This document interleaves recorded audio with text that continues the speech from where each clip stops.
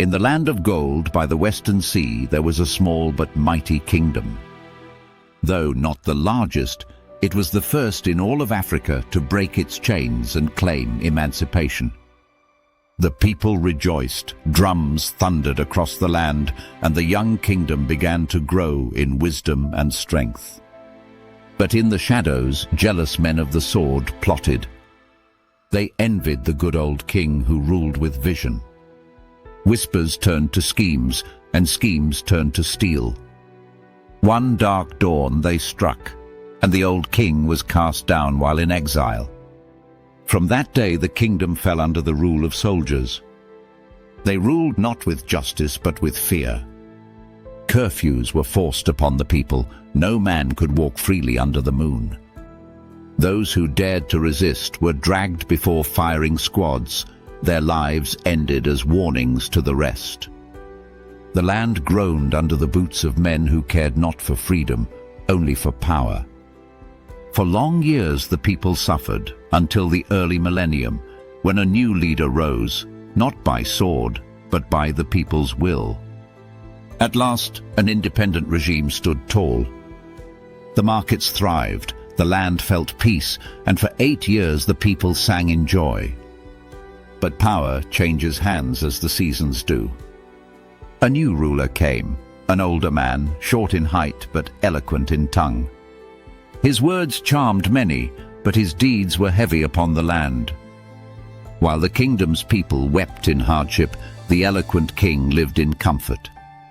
He traveled the skies in a mighty flying fortress, bathing in luxury showers above the clouds, drinking wine at banquets, and visiting far-off lands on endless holidays.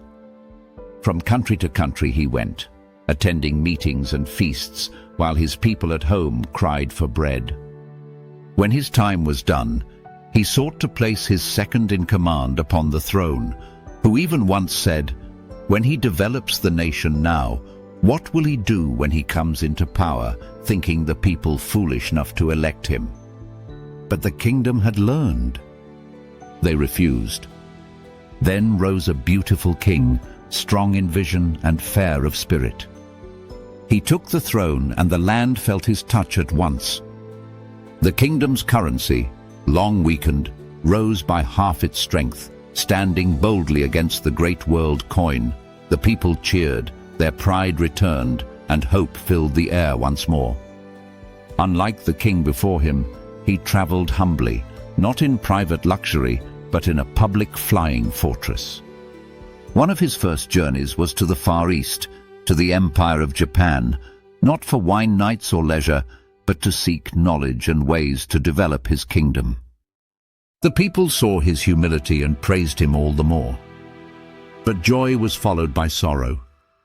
A flying fortress carrying his noble leaders fell from the skies.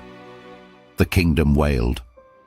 The king himself stood among his people, tears streaming as the drums of mourning echoed for days.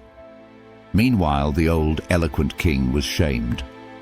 His reign of wasteful luxury was remembered with bitterness.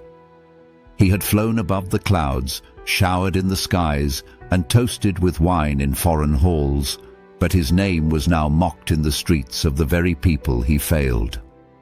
To this day, the beautiful king still reigns. The people hail him for his good works and his steady hand.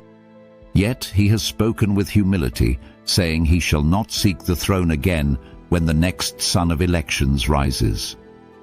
This tale of the Gold Kingdom is a reminder to all rulers: power is fleeting, but good deeds echo forever. Rule with justice, and your name will be sung. Rule with greed, and your memory will be mocked.